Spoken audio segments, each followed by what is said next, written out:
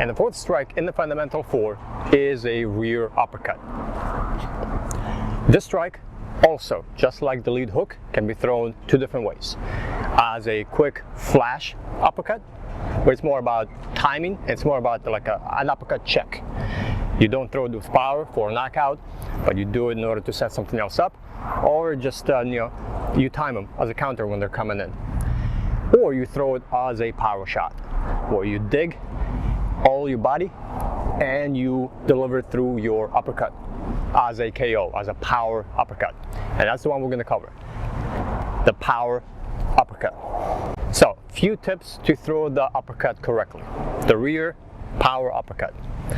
Number one is also the power that you get to deliver the uppercut. It's never just about the hand. It's never this. There's no power there. It's from the feet, from the ground to your feet, to your hips, your torso, upper body, and the torque. However, for the uppercut, it's not the torque that comes through.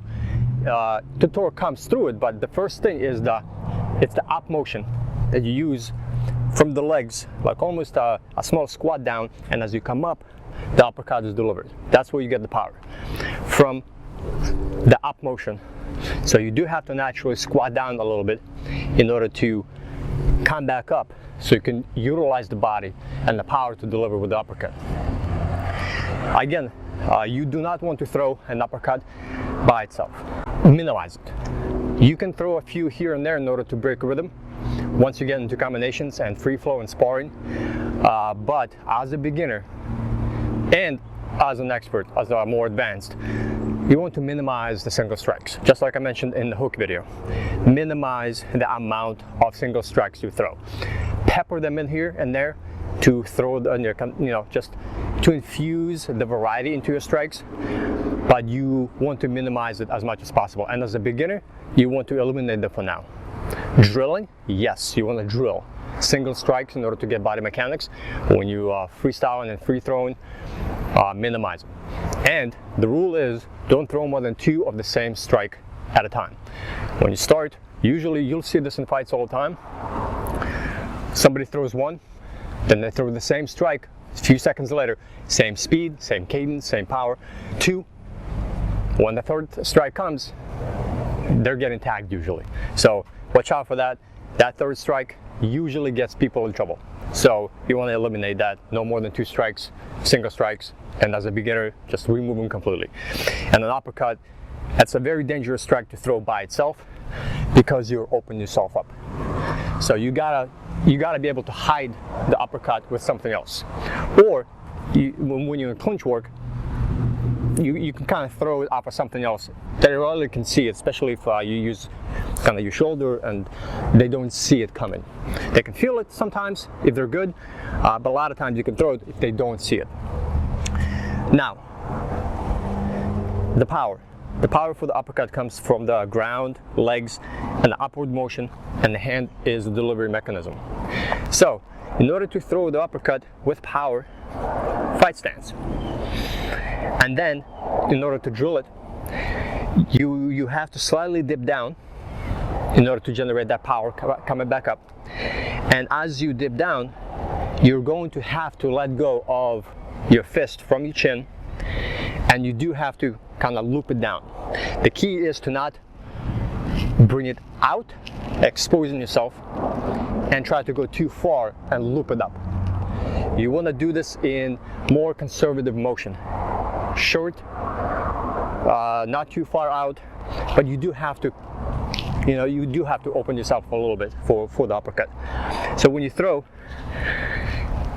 as you dip down, you're going to do an arc with the fist, and as you come up, that's where the punch is coming up with you. Just like for the hook, there's a center line that you don't want to break, and you want to implement the entire body coming up with it, and it's going to be right here. When you throw an uppercut, the end position of the fist, it's going to be right here in front of your chin, kind of like right at your nose level. You don't want to go any higher than this.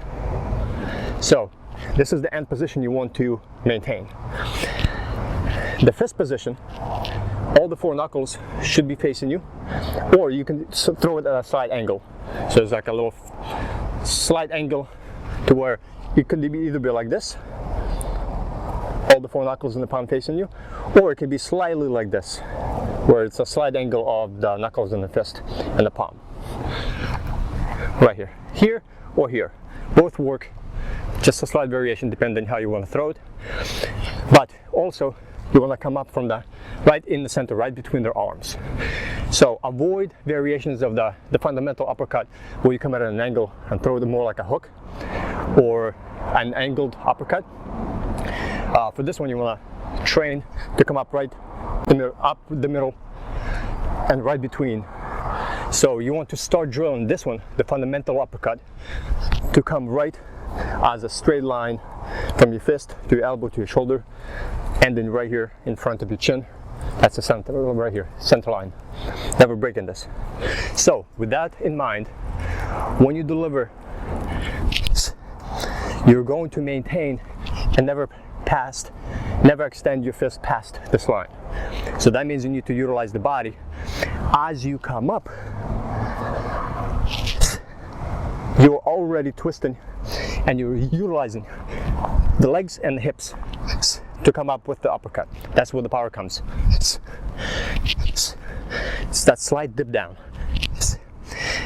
And it's not just about the dip down, it's also about the rotation. You can see my hips rotating into the uppercut. So there's 2 movements here that you have to master and maximize.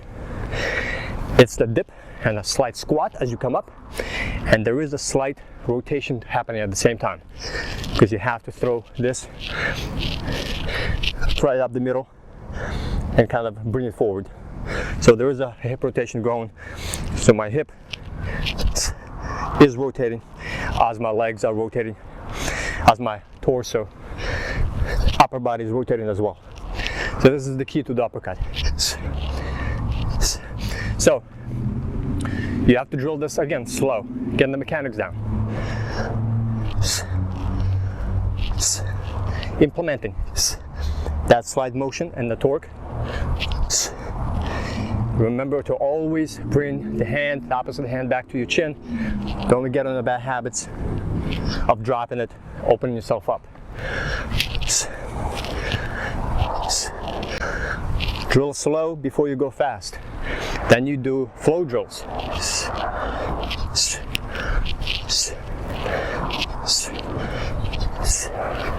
Get yourself a mirror. Super important that you get yourself a mirror and start looking and analyzing your motion in real time as you see it. And of course, then you pick up speed to more intense, powerful explosion of an uppercut. And then you do the same thing on the bag. As you get to